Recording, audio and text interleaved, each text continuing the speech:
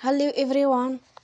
Today we talk about how to fix the app of Starz on.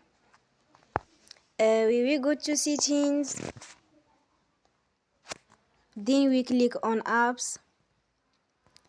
After that, we will search the app Starz on and then we click.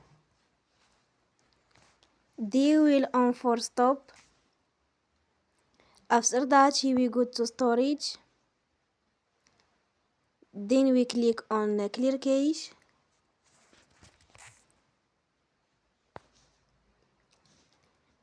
In the end, you will turn off your Wi-Fi